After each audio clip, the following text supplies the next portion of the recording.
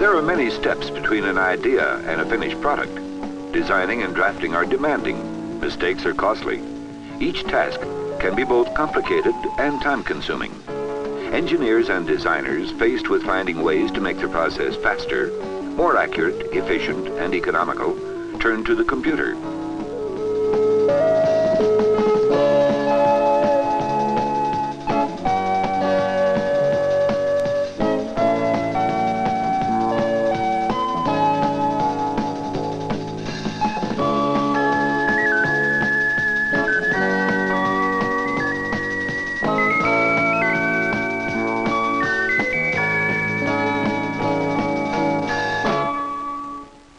Interactive graphic systems were first applied to the electronic design and drafting areas. The use of these computer-aided techniques has simplified the design process for numerous printed wiring boards. The success of this design and drafting system prompted investigations into further uses of the computer. And now, many aspects of design, drafting, and manufacturing are aided by the computer. One sandy application of computer-assisted design is with printed wiring boards, which demand tight tolerances and complex circuitry. First, the engineer analyzes the components he plans to incorporate in the new printed wiring board. If the board is complex, he may make a rough sketch or schematic. The engineer and designer review the components and determine the exact printed wiring board size. The designer then takes this parts list to the graphic system and begins to lay out the various circuits. Most of the components he will use are already stored in the computer's memory. Special components can be added quickly. Specific areas of the circuit board can be enlarged to allow him easy assessment of problem areas. The designer can then modify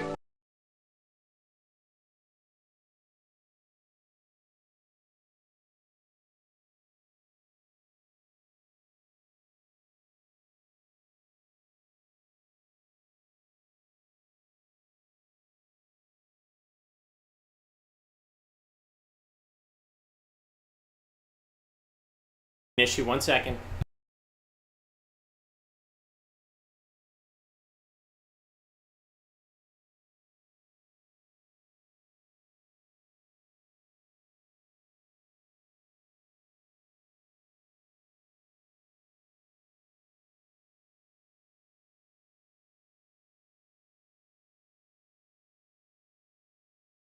That's not working.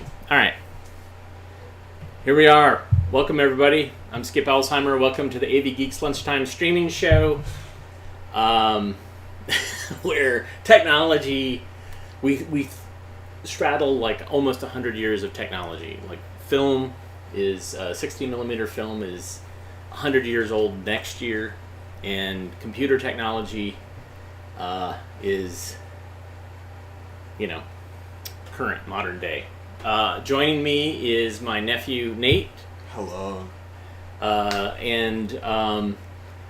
He's up here working with me. We're doing some database work because you are in what program? I'm in computer science. Computer science. I was in computer science before I shifted over to School of Design, where I used computers, like design computers back in the day. And what is your interest in computer science, in computers? Well, I wouldn't say that I fully know. I'm in cybersecurity. Like, that's my concentration, but I don't know if I really want to do that. Right. So I'm just figuring it out. Well, cybersecurity will get you a job, right? Yeah. I mean, in the tech industry, you'll get any job. Oh, really? There's a big demand? There's a big demand. Okay. All right, sweet. So one of the reasons I'm interested in computers is I was interested in computers as a kid when I was younger than Nate. And that's when we were getting all the little home computers. And so I went into computer science, and when I started collecting films, I realized the reason that I was collecting the films was because schools were getting rid of the films because they had to make room for computer labs. So 16 millimeter film in the school world, it's what we call a teaching machine. Like, the idea is you you thread it up, and whatever the subject is, you project it, and the kids will learn it. You know, we know that's an imprecise thing, but eventually, as computers were getting more and more available and were getting cheaper, those were considered teaching machines. So when you were in school, did you have computers that would, like, where you do a lab, where you would do stuff? You might even have been past that. Like, were you watching DVDs or videos online? I'm pretty sure I did have a computer lab class in elementary school. It's like really vague. Right. And so, essentially the teaching machines changed. So they changed from just a computer that was running a program on math or geography.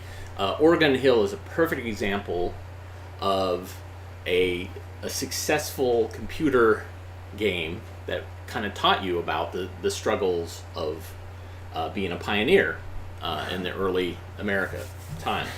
And so, and now you said there's even like a board game of it now? Yeah. That's hilarious. So it definitely had, it resonated with people. But then what happened was, then there were CD-ROMs, like multimedia CD-ROMs, where you could play a video and you could show a map and you could do whatever. Then that changed, and then DVDs became popular, then streaming video became popular, and so now that's what we're dealing with, is a lot of people streaming. Teachers are streaming on these approved streaming devices, and so because you can't just go on YouTube. That's the Wild West. You'll die of dysentery that way. So I've got lined up some films about using computers, and one of them I'm just going to tell you is a Disney film, and we're going to show it, and we're just going to see what's going to happen. We might get taken down, but what I'll do is I'll put up a link. But first off, we're going to get started with color, chemistry, and computers. Enjoy.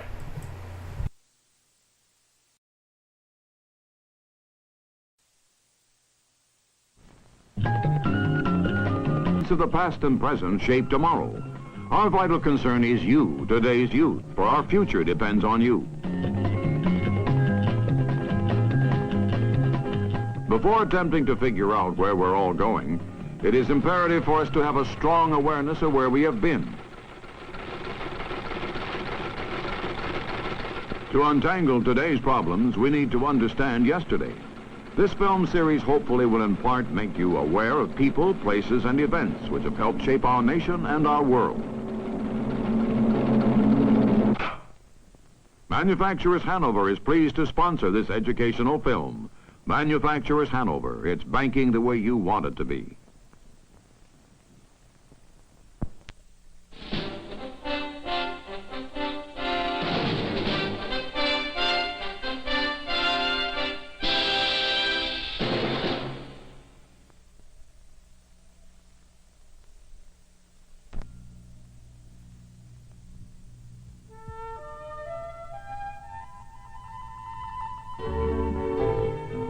We see colors all around us, produced by nature, by combinations of light, and by chemistry, as pigments, dyes, and in other forms. In the past century, scientific technology has filled the world with brilliant man-made colors. Most recently, computer calculations can now predict color effects and other properties of a substance before it's even synthesized. That is, before it even exists in the real world. This program explores these achievements in color chemistry.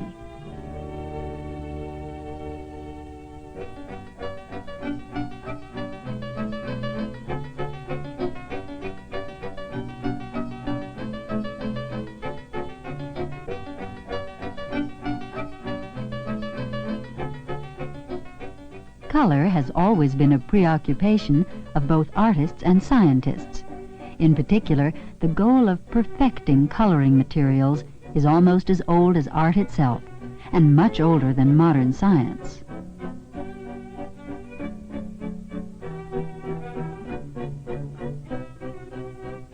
The first dyes were taken from natural sources, elderberries, for instance.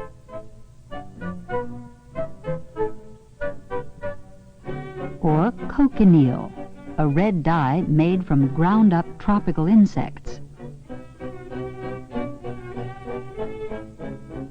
Until the 1850s, dyeing was a static craft, based largely on knowledge handed down over many generations.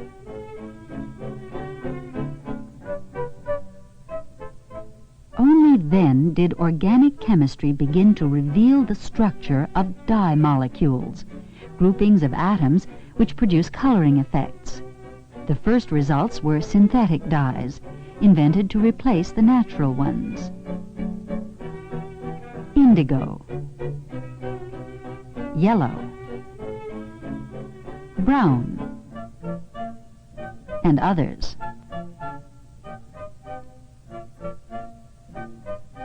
A century ago, this color wheel showed one company's range of synthetic dyes then available for dyeing silk. In order to create better colorants, scientists sought the precise relationship between the molecular structures of dyes and the colors they produced. They also wanted precise ways to quantify or measure colors.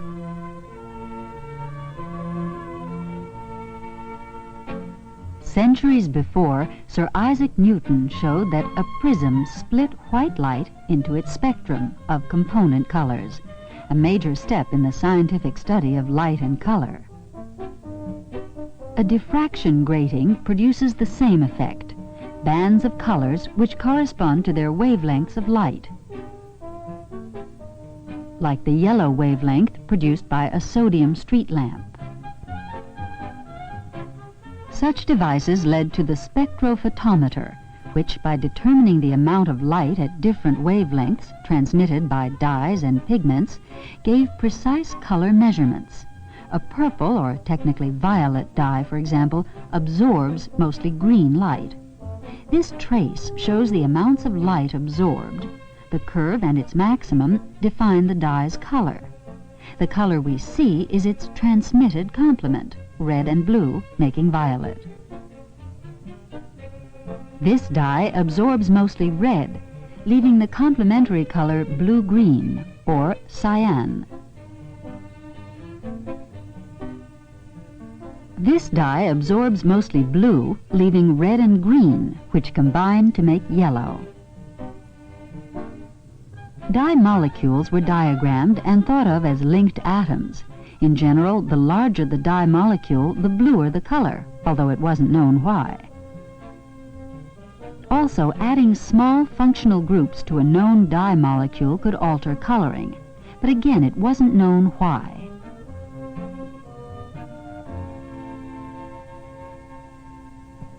Nevertheless, on this basis, the orderly development of dye chemistry followed.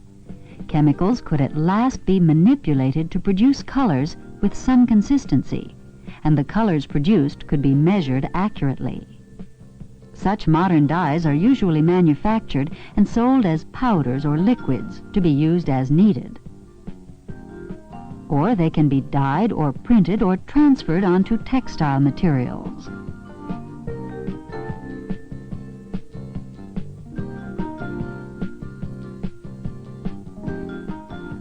But many mysteries remained. How could the coloring effects of possible dye molecules be predicted? And how could the time and expense of developing new dyes be reduced? The answers called for a deeper understanding of color chemistry. Recall our first example. When the full color spectrum from a diffraction grating intersects a violet dye, most green and some blue is absorbed. But through what mechanism does this occur?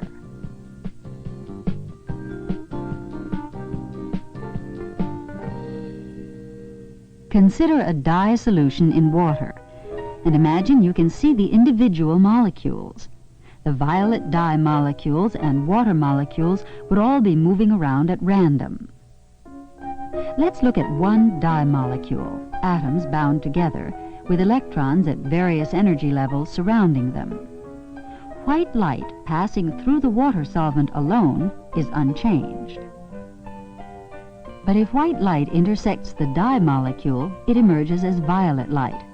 Quantum chemistry, which states that such subatomic events involve only fixed units of energy, explains why.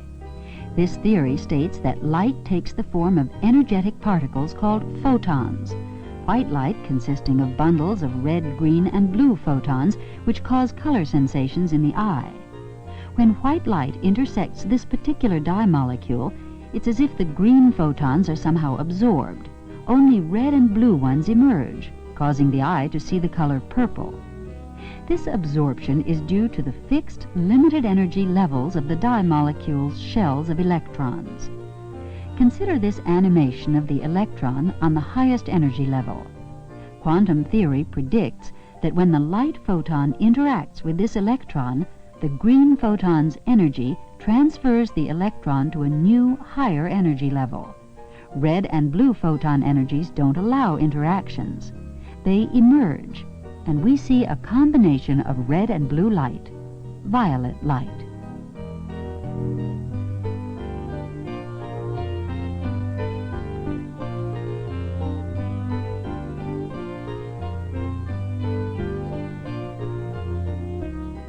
If this molecule stored the energy transferred to the electron, it would eventually heat up and break up. However, the energy is actually lost to the solvent. The molecule can then absorb more photons.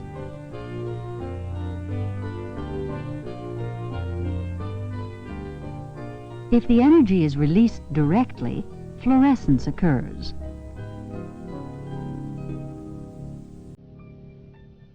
The quantum theory explained many color chemistry mysteries. It also provided a way to compute the colorant and other properties of molecules even before they're synthesized, that is, before they even exist. In computational quantum chemistry, the molecule is first simplified. Only molecular bonds affecting the orbiting electrons are considered.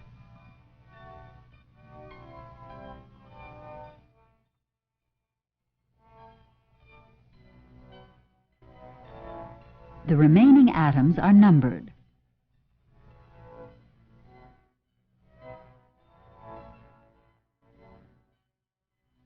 The computer is then given a mathematical description of the molecule, number of atoms, number of electrons, and much more. The molecular bonds and the molecule's geometry are all precisely described.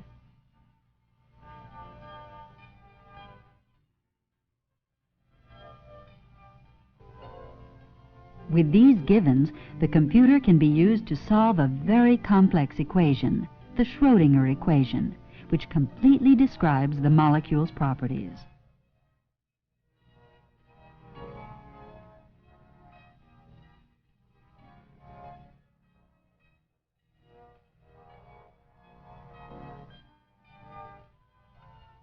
At first, it can only approximate the probabilities of electrons being at various energy levels.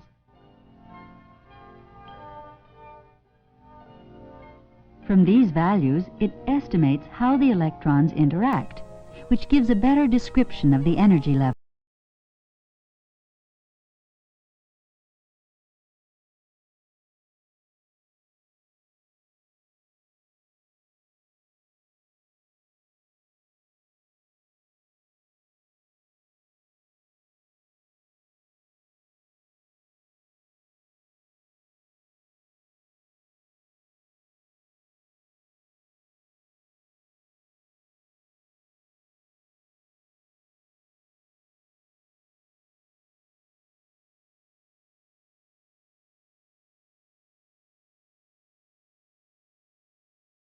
Out to be 2.3742 electron volts, which produces a light wavelength of 522 millimeters, resulting in a violet color.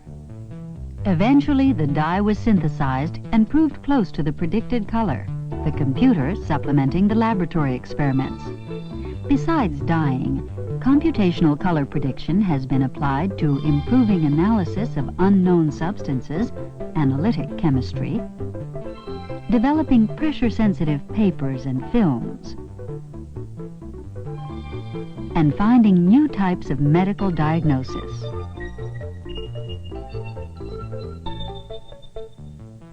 Such predictions have also been used to refine physical systems capable of color changes, such as liquid crystals, used in such modern displays as digital watches and electronic highway and airport signs.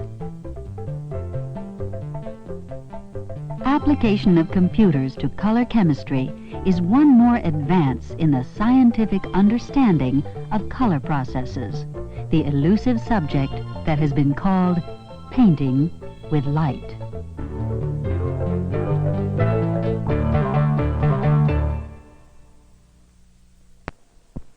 Manufacturers Hanover has been pleased to sponsor this educational film. Manufacturers Hanover, it's banking the way you want it to be.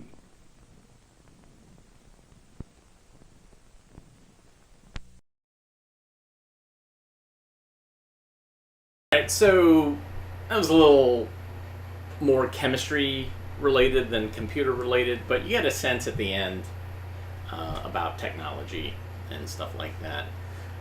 So this next film, I've been wanting to show this for a while, and it's a Disney film, and I bet you that Disney doesn't know that they own it. It's one of those things that's a really interesting, odd film that it's called Ethics in the Computer Age, and it was part of what they called the Epcot Educational Series. And so this is when they were trying to actually, while I'm doing this, I'm going to try to get you the link to if we get knocked off, like where to go. I'm going to put it in the comments. But anyways, this was, I think they were trying to use the Epcot brand, which Epcot had just opened. Oops, let me get that on. All sorts of technology issues. Trying to get Epcot brand out there is like, well, we're a vision of the future, and so this is Disney trying to reconcile what they're doing and what they're investing in. But anyhow, this is fascinating because it deals with two issues with computers, and this is back during Apple II, the Apple II computer, which was a pretty successful home computer thing. This is before Macintosh, this is before iPads, iPhones, all that stuff, but this was like a really popular thing. It was popular for games, but also, so it deals with two issues: piracy and with hacking.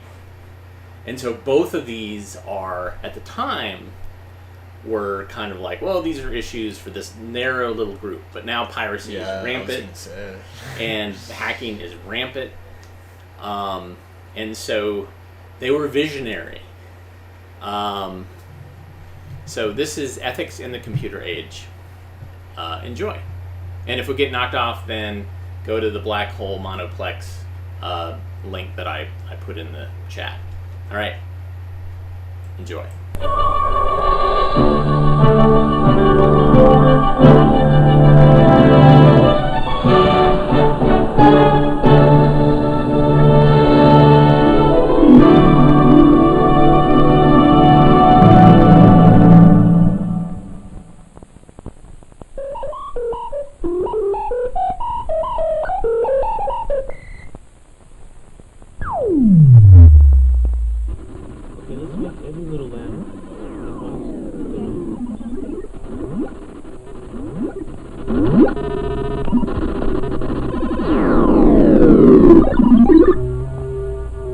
It looks like it's in slow motion. Let's knock out another delay loop. So, you want the drill bit to move faster or Uzi? I don't know. Maybe we should add some more landmines. 9 months of working on this computer game and you want more landmines? Give me the listing on the attacker team.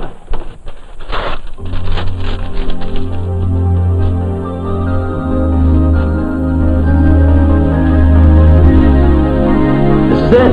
Final assembly. Okay, get ready.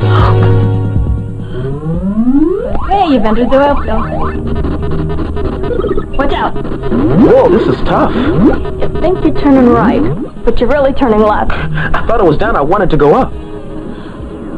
Uh-oh, look out for the Uzi. Where'd he come from? Come on, move! Look, I am. Which way? Move! Ah, no. Let's lose the siren. No, keep it going. It's wonderful. I think we've got a winner. I hate losing. I hate losing.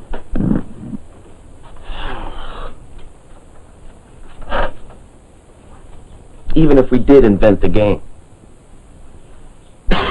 You know, this is not just good, Anne. It's great.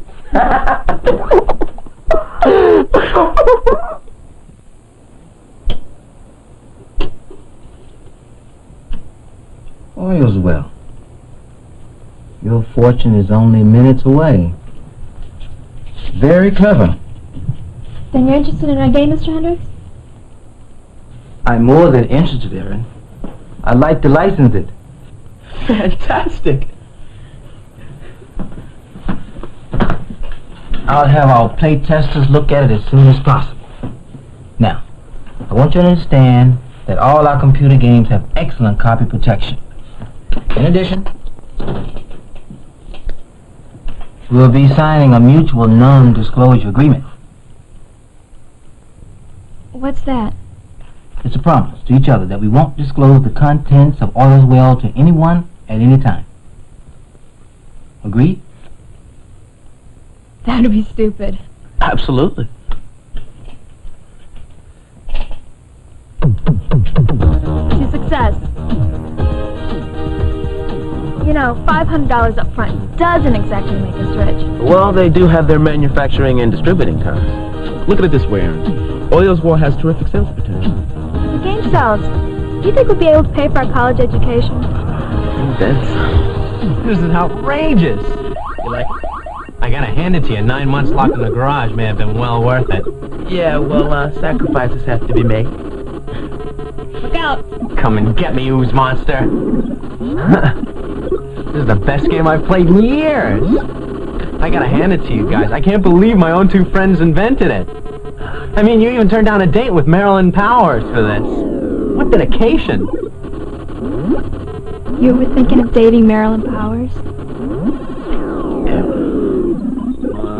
Gotta get back. Phew, that was close. Well, here he comes again.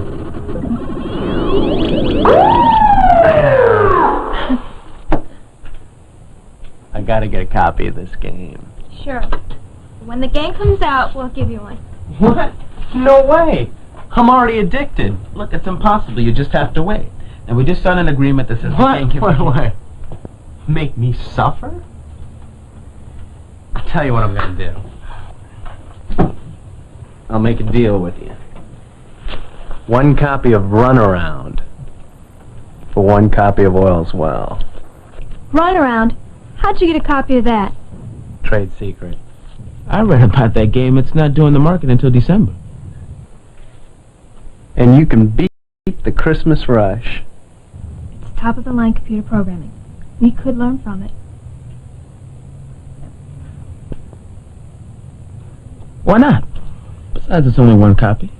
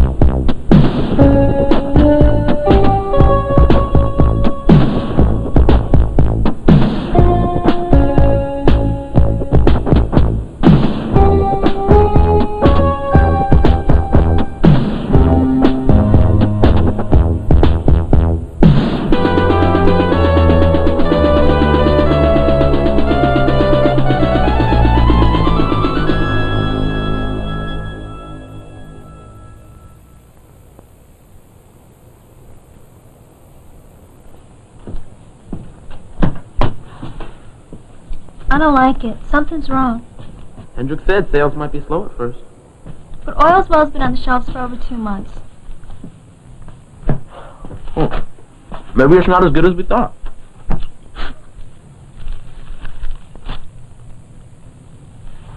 Oh, listen to this. Hot new games. Mirror image, run around, and Oil's Well. Only $7. What? Wait a minute, let's see.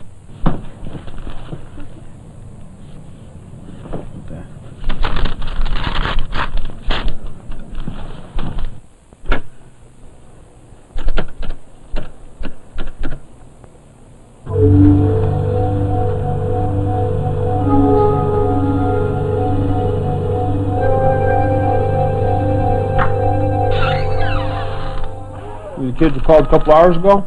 That's us. Got it right over there. The latest and the greatest. Oil's Well. Only $7. Yeah, the color now is pretty tough. Must have a hard time cracking it, huh? Didn't have to. I mean, I can if it's the only way. But this one just fell right in place through the underground. Just like that? Piece of cake. Hey, you gonna pay or pass? We kind of like to see it first. No problem. Why didn't you say so?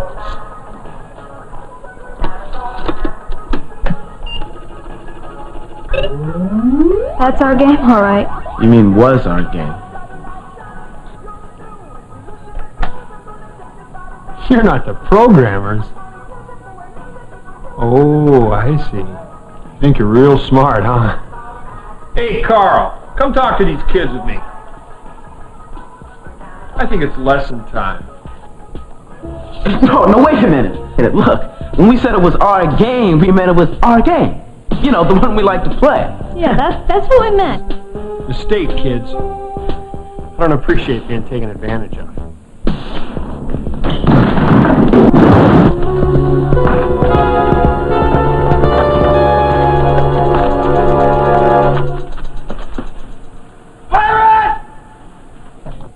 Pirate. We don't have his name, but we have his phone number and his address. We thought you should know. Thanks very much. He's hardly the only one. Well, what do you mean? The game's not selling. Not even a tenth of what we projected. We're getting a lot of returns from our distributors. Well, what's going to happen now? Not much, I'm afraid.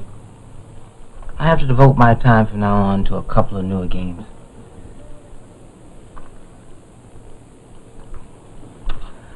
How many copies did you pass out to your friends? We didn't. I mean, we only...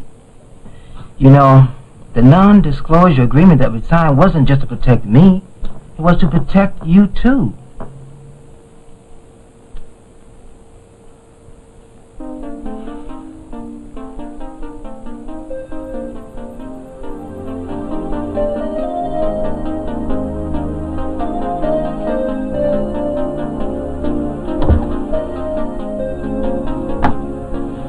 Look at what I've got. Hot off the presses. Wait until you guys try this new game. I always like my friends to get first dibs on the games. Maybe that's why I've got so many friends. Something wrong here? I get most of my games through my modem. It's a lot cheaper than paying $40 when it comes out. The software companies, they're just trying to rip you off. Many people have seen the movie War Games. In that movie, the young man was telling his girlfriend that he couldn't go to jail unless he was over the age of 18. That's not true. People will do things in the privacy of their own home they wouldn't dream of doing elsewhere. And likewise, with a computer hobbyist, or let's say a hacker is turned outlaw, the typical profile of that kind of person is a person who has trouble relating to mainstream society, more or less a social coward. Somebody whose only means outlet for communication is via this inanimate object, a keyboard. The first thing you learn is how to make long-distance calls for free, and next thing you know, you're dialing all over the United States, and it's a real feeling of power. Most people wouldn't think about stealing things that are of a material nature, like hardware and parts, but when it comes to software and it's an intellectual property, and they're accessing it from far away where they're not in contact with people who own it, then then they seem to think nothing of it, and that's a double standard that probably shouldn't exist. It's been estimated that anywhere from $2 to $15 billion a year are being lost to software piracy and computer crime in general in the United States today. All the kids that, do this piracy, they don't realize that programmers and game designers put a lot of effort into it, and it hurt me the first time that I saw my game being pirated. Yeah, ever since we saw the movie War Games, me and my friends have tried to break into almost any system we could. It's like, I don't know, it's like a high or something.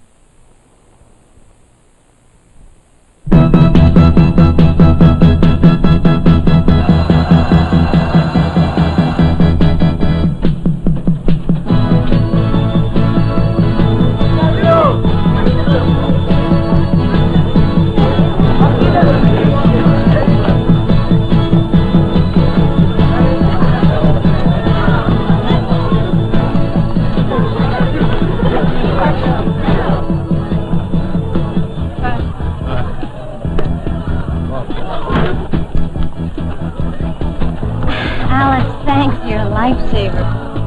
What'd you do, clean out the library? For paper in Metter's class. It's due tomorrow morning, first period. An extensive biography of Oliver Wendell Holmes. If you would give an assignment like that, tonight we play Roosevelt. You didn't, I've just been putting it off. You're not gonna miss the best game of the year. I'm sorry, Alex. The grudge match of the century? I really don't have a choice. I'll probably be up half the night as it is. Not if I have anything to do with it. What's that supposed to mean? Well, you can finish your paper before the game. Oh yeah, you perform miracles now? Better. I have a personal computer now. Look, computers are really fast. We'll access the electronic encyclopedia and Zappo. One extensive biography on old what's-his-name before the kickoff. We only have 5 hours. Trust me. Well, let's get going then. We don't want to miss the game. Hey, wait up!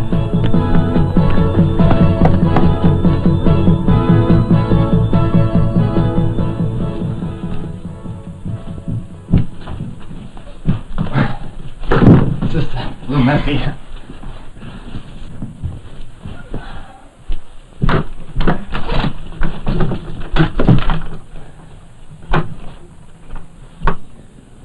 I hope you realize that only a very select few have ever witnessed what you are about to see. Whatever you say.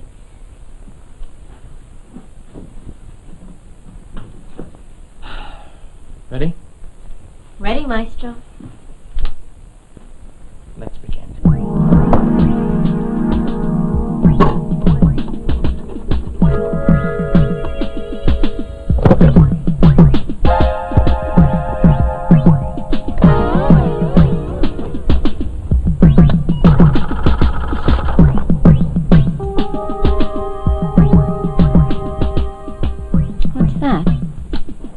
The access code. Wait. Don't move.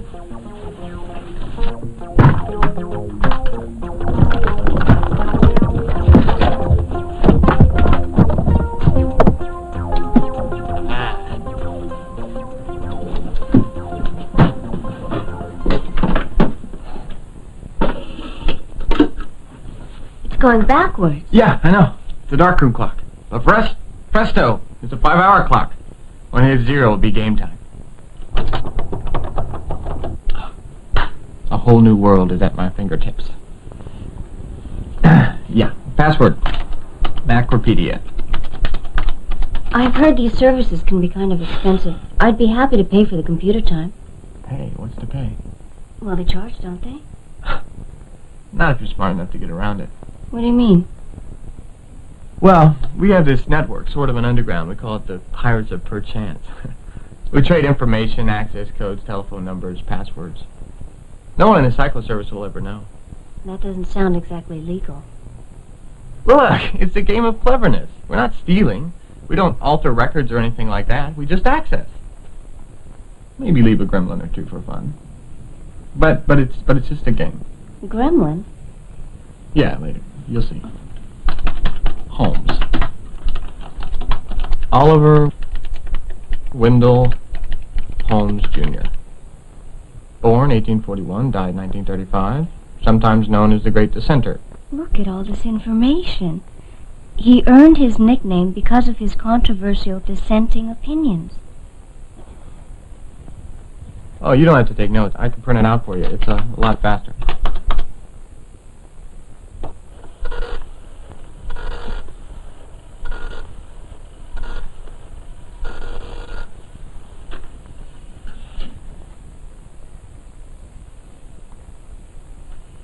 Two hours, Alex. Looks like we're gonna make it. Yeah. Whoa. Look at this. Oh, I've logged into a medical data bank. How'd you get into that? I got the access code for my underground. Been working on the password for about a week. But I didn't know it would be a hospital. That's private information. Come on, Cindy. I'm not going to hurt anybody. It's there. It's in the system. It's not like I'm breaking into an office and taking files. Look, this is accounting stuff. Operating costs. How many disposable syringes were used last month. Boring. Those guys in accounting could use a thrill. IV, feed me. Solution, chocolate. Alex, I don't want to be a part of this. It's a game, that's all. I haven't changed anything. It just comes up at random. It'll be a laugh for the guys in accounting. It's no big deal. But isn't that the same data bank as other medical information? Beats me. I doubt it, though.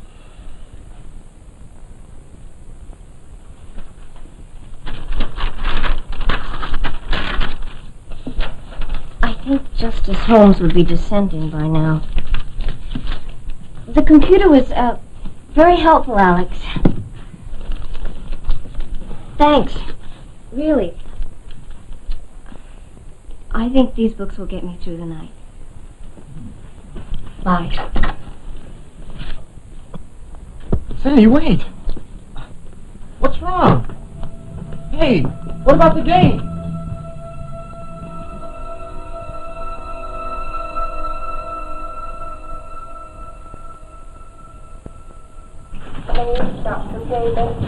What have we got? An arrest. We're losing him.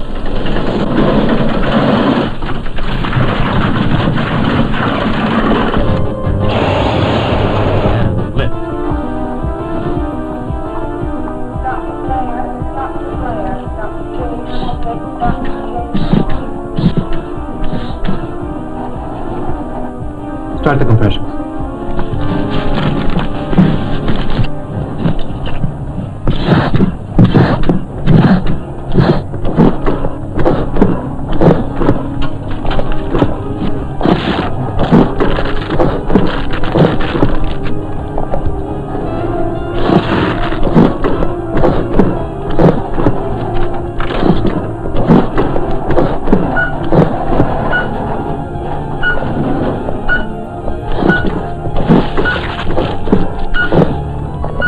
Pressure? 80 over 50. All right, give him bicarb 50 and a bolus of Lido 100. On the way. Go on. Get him an amp-epi and set up for VFib. We've got a medical bracelet here. He's asthmatic. I'll check the computer.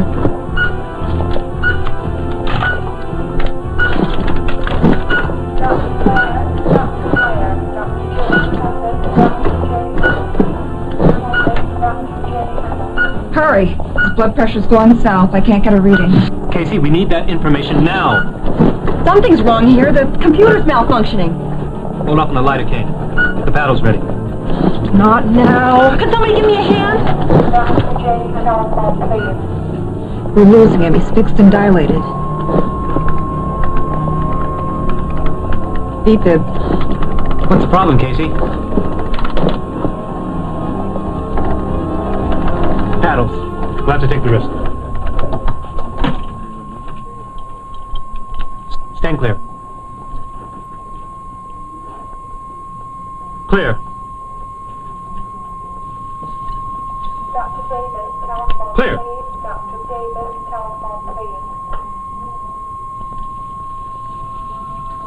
Dr. Davis, telephone, please. Dr. Davis, telephone, please.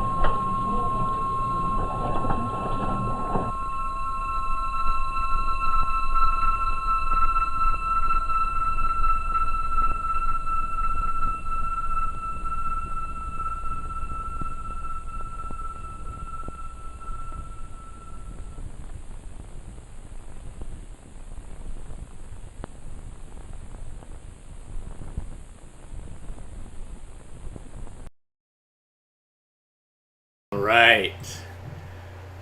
What do you think of that? Hey, we've got a special friend here. Look, I have the same monitor as that hacker guy, except it's branded Amdex. So there you go. Yeah. So happy I found that. That was a wild journey. Yeah, I used to use that when I had an Amiga up and running back in the day. So we have obviously fixed computer security at hospitals, right? So, I think the deal with them is many people that are running IT departments are hoping for the fact that they are obscure, or the access to certain sensitive things are obscure, that they will not be found. And that doesn't work. Yeah.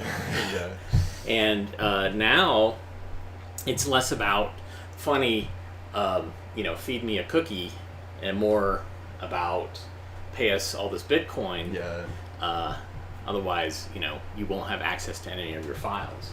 And so that is an active issue right now. And so, Nate, you're the generation that's going to fix this, right? Yeah. I mean, I'll try. Right after you're done with my database work, you're going to jump on and fix that. Awesome.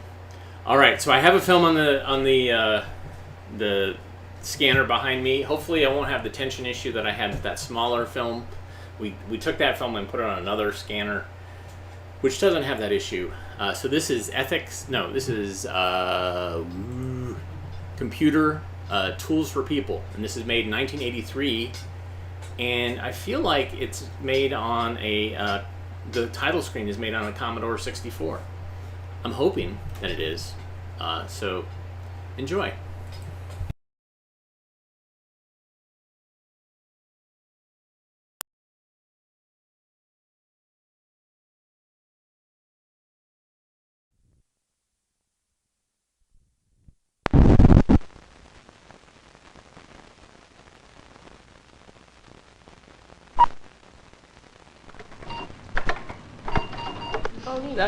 Is that neat, or do you like that, or what?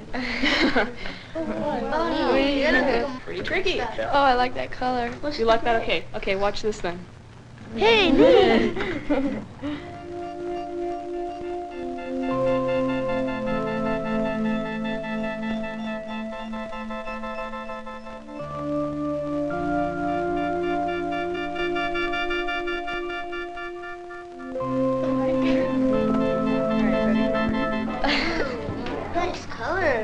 If you like that, wait till you see the next part. Wow. Oh, that's pretty. Mom, let's get that. Hey, did you really do this? Yeah. Computers are very much part of our lives these days. And yet, for many of us, there is still a certain mystery about the computer. How can a mere machine generate designs? Ask us questions. Control instruments that lives depend on. The many uses of computers may amaze us and seem almost superhuman. Yet these machines were created by people. And before they can be used for anything, they must be prepared by people. People such as this doctor, this manager, this scientist, these students. These people will show us 4 basic ways to use computers.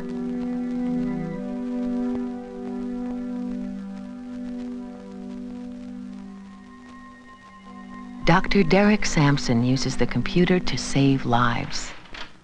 His program finds one name out of 4,000 filed in a computer. Patients who are waiting for kidney transplants. Hello, Christina. This college student, for example, Christina Rivera, she must come every other day to have her blood cleaned. For 3 hours, it is pumped through an artificial kidney which removes poisonous wastes. Kidney transplant. Then I want to know the percentages of survival if I do have one. Without this machine, Christina would die. What she needs is a real human kidney, but she must wait until a kidney is found that matches her body. A human body usually rejects tissue from another body. So when a new kidney arrives, a high-speed search begins. The kidney is packed in ice. It will last only 60 hours.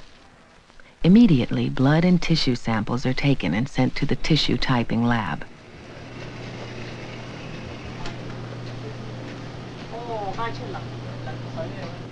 The technologist prepares a row of numbers showing the kidney's blood and tissue types. Partial match. A2, 23, B13, B2, 57. Prior to the advent of the computer, we would spend many hours on the phone reading out tissue types, looking for suitable recipients. The result of that was many kidneys were wasted because we couldn't find a suitable recipient. About a year ago, the doctors began working with computer specialists. So I'm going to need you to help me determine exactly what you want this program to do. What I'm going to do here is write a rough flow chart of what we're going to need.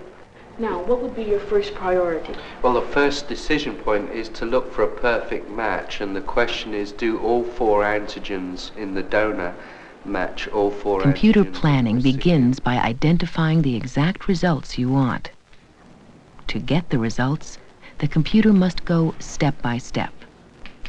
Some steps are decisions which can only have 2 possible answers. The computer cannot generalize. It will only operate based on a yes or no answer, essentially on a question or a problem.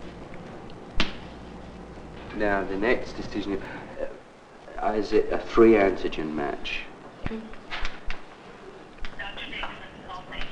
And if the answer is yes, print that patient out.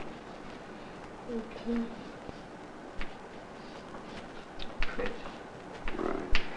And if the answer is no, the next question is the patient a 2 antigen match? Reject.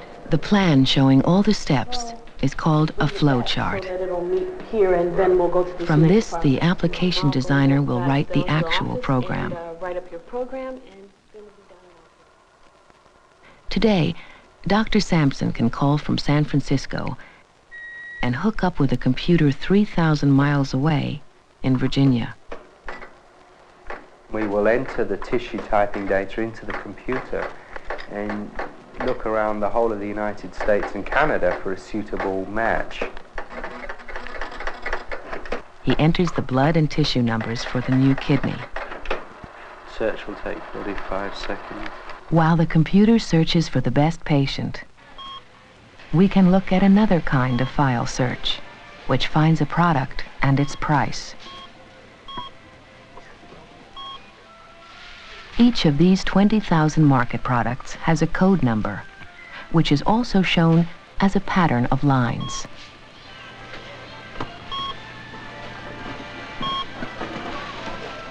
The line pattern is converted to an electrical pattern, which is sent to the computer's storage disk, where all the product codes are filed.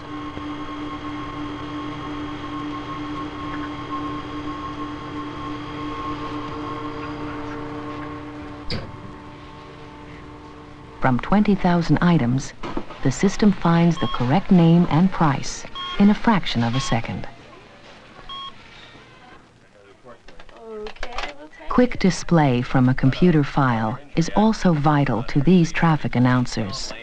57 junction. 2 lanes are blocked. Stay right for your best time past this jam. The announcer reads from a list showing the reports in order of importance.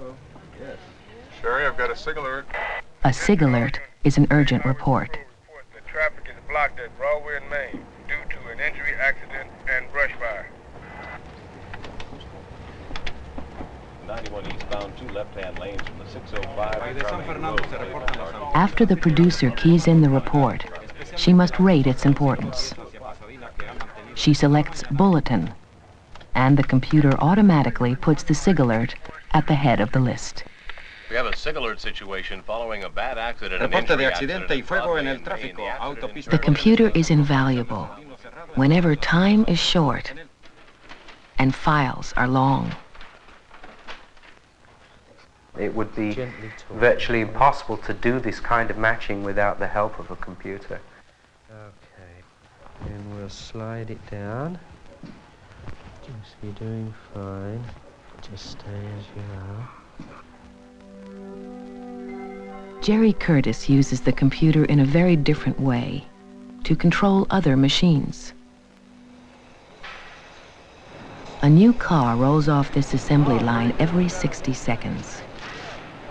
One key to fast production is welding by robot arms, under computer control. The movements must be fast and exactly on the mark.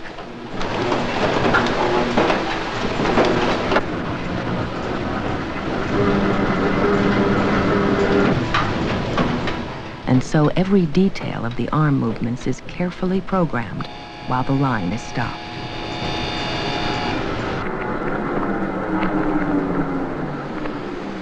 This is the teach control used to program the robot. I'll now move it to cycle start.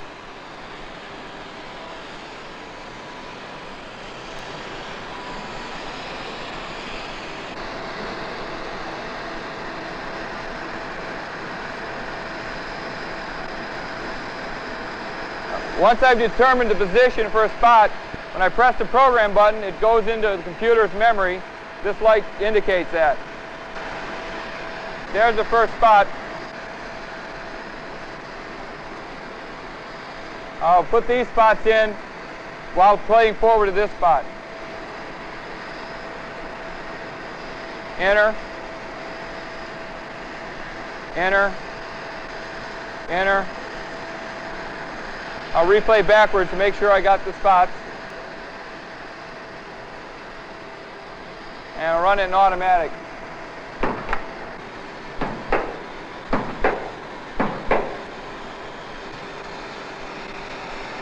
When I'm all done, I can check the functions on the CRT, make sure I have the proper program in.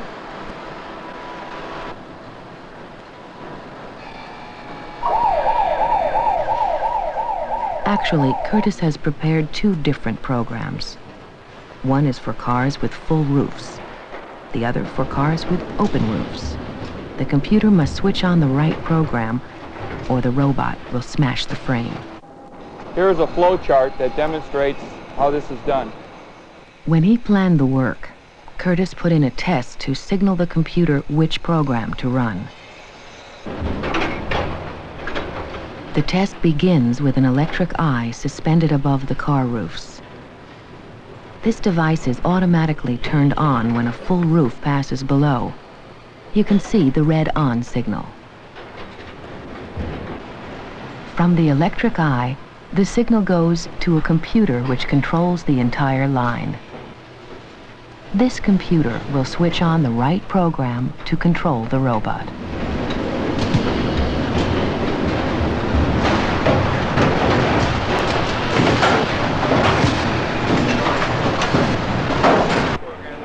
In a similar fashion, a computer controls each neon tube in this light sculpture.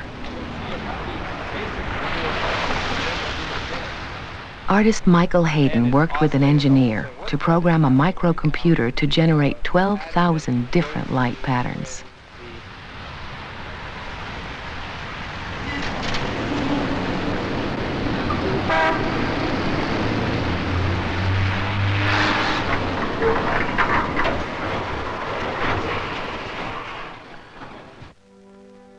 The calculating power of the computer is used to make models by Dr. James Blinn.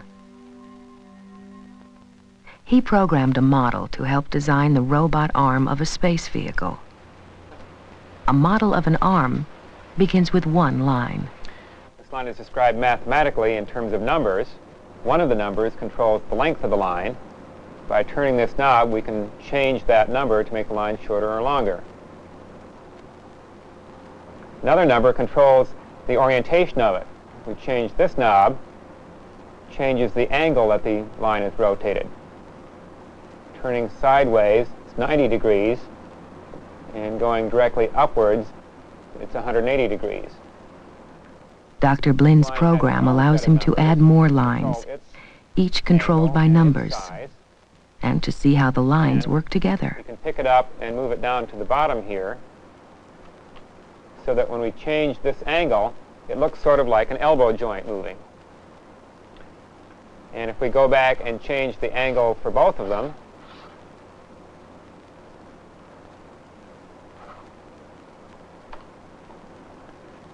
this angle here rotates both of them, so that's sort of like the arm moving at the shoulder joint. So computer models use numbers to describe things. These are numbers from a different model, which was set up to save the El Segundo blue butterfly. Its last remaining home is this small field between an oil refinery and a parking lot. To survive, the butterfly needs a supply of its only food, the buckwheat flour, and it must escape from parasites. Dr. Richard Arnold is trying to keep the El Segundo blue and other endangered species alive. He must decide every year whether to plant more buckwheat. If the flowers are too few, the butterflies will starve. But if the flowers are too many, the butterflies will suddenly increase, kill off the plants, and attract swarms of parasites. To help decide, they keep a careful count of the numbers of butterflies and the numbers of flowers. But the field is so small and the butterflies so few that one wrong decision could be fatal. So Dr. Arnold found a way to try out decisions safely by making a mathematical model. From his field observations, he estimated how planting buckwheat would affect the butterflies and parasites from year to year. He put his estimates into a series of equations which make up his model. Then he programmed the computer to do the actual calculations using a programming language called BASIC. A programming language is a code containing control words such as print and input.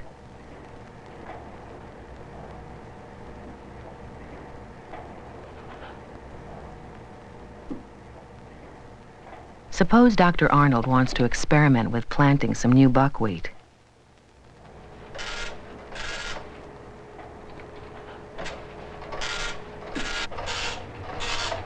In seconds, the computer calculates a generation or a year of growth.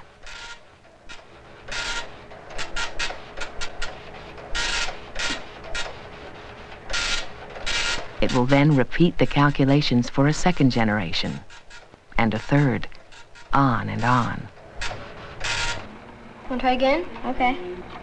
Models similar to Dr. Arnold's help students understand life systems, such as fish finding food in a lake. Do you want to eat it or chase it? Let's eat it. Okay, fish for. Since computer models are based on actual counts of real fish or real butterflies, and counts are sometimes wrong, computer results are sometimes wrong. As computer people say, garbage in, garbage out. I'll have to check my field data on them.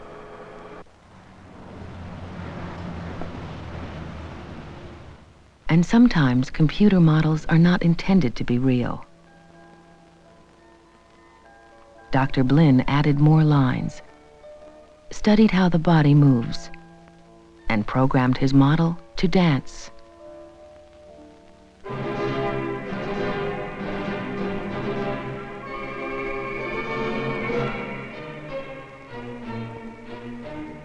Yet no real dancer could float quite like this, which is just the effect the programmer wanted. The output of computer models always depends on the input of human beings. Julie Chambers and Karen Wilsey use the computer as a creative tool. For several years, Julie and Karen have been programming in a language called Logo. Okay, this is called a turtle, and what it does is it draws. So the command words in Logo control the movements of a small triangle called a turtle. Push return. Okay, and you see, it makes a line because it went up 100 spaces. So you can. We asked Julie and Karen to make the titles for this film. At about the same time, their workshop got a new piece of hardware. And we'll have to install it now. It's called a sprite board. And to use it, we'll put it in the computer first, and then after having done that, instead of having one turtle, you'll have 30 turtles. This circuit board would be the key to the titles. Like this, and then we're ready to go. New hardware allows you to do new things. With the sprites in the computer now, we have like 30 turtles, when before we only had one. And each of these sprites can have a different shape. Is there a limited amount of shapes? Not really, because there can be as many as you can But you have to define. You can tell the To computer use the how new to board, shape any of these they sprites. needed to learn new All of them are command one of them. words. Now, if we wanted to tell it to move, we have to tell it how fast to move, so we can use set speed. All right? We can also change its heading in a certain direction. So to do that, you can just type in set heading. And I'll check back with you in a little bit, okay? Oh, that was neat. Maybe we could use that in the titles. Okay. Make it like a whole bunch of them. Yeah. Okay, like different colors. Yeah, or different like What color you like the background? Green. And then have them move a certain direction. I Yeah. guess like have them go diagonally or up and down. Yeah. Okay. Let's see. After shaping some letters, Julie found a way to make them move. Okay, I was fooling around with some letters, and I decided to use a program to make the letters move around. I told Sprite 0 to set a heading at 45, and then I was looking at some speeds, and I decided the speed to be 15. Then I ended it. Can I see it? Okay.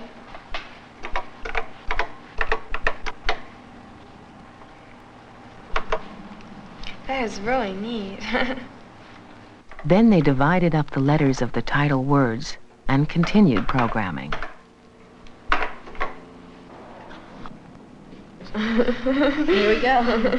Finally, they were ready to try one of the titles. Oh, debugging time. Well, here we go. Let's act like detectives. To fix or debug a program, you list it. Then look for mistakes.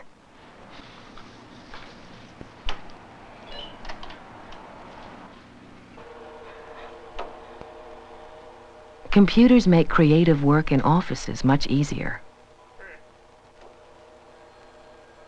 A manager preparing a report can try out different arrangements until she finds a layout that best shows her ideas. She can easily change the wording without erasing. The computer handles the details, allowing her to do the thinking. In a similar fashion, computers allow artists such as David M. to design freely, without mixing paints or cleaning brushes. It is the easy and quick response of the computer which makes it an exciting creative tool. Perfect. We're good. So people use computers to support creative work, to make calculations, as in models, to control other machines, and to store and quickly find information in files.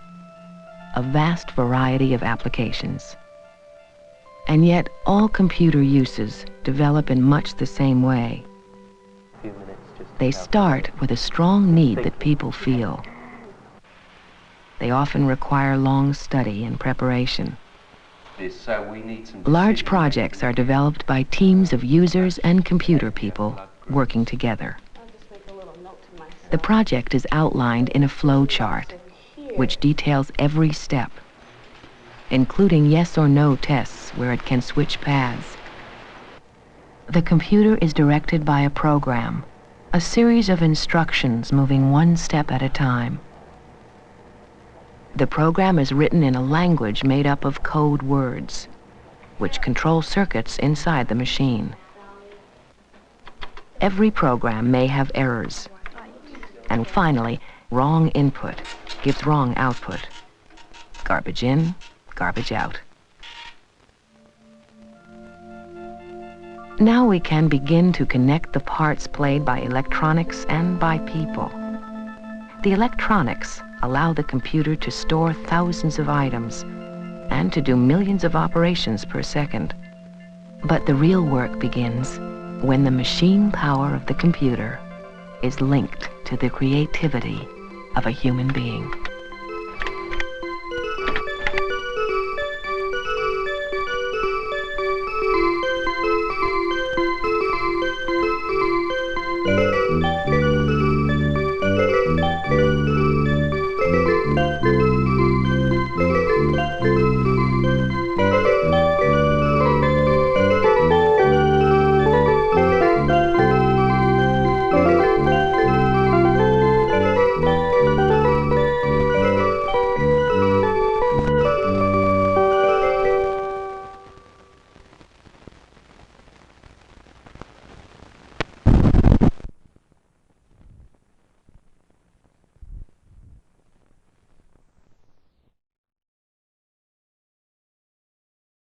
Alright, so do they still have flowcharts? Well, as I was saying, they're actually called data flow diagrams now. Data flow diagrams. Just a fancy name for it. Alright, and I was totally wrong. That was not a Commodore 64. That was some, I don't know what that computer was, but they had to put an extra hardware board in to control sprites. I know the Commodore 64 had some graphics chips in it that would allow you to create a number of sprites, and there was some clever programming to get it to where they could move and do things like that. So thanks everybody for tuning in today. We ran a little long, but hey, sometimes that happens. If you like what you saw and you like seeing Nate, hit the thumbs up or the like button. What is it that other people, because you watch a lot of YouTube, what do they say to do? Oh, they say smash the like button. Smash the like button. Do that. Smash it. Maybe that's not what I'm doing. Is like you got to smash the like button because that's what everybody else is talking about. With your thumb or your finger or with your mouse click. You can go to buy us coffee. We both drink coffee. You can go to ko-fi.com/avgeeks. You can also go to avgeeks.com and buy DVDs. That's one way you can support us. But like I said, hitting the thumbs up and smashing the like button. Those are great ways to say thank you. Everybody have a great rest of your weekend. Take care. We'll see you on Monday. Bye.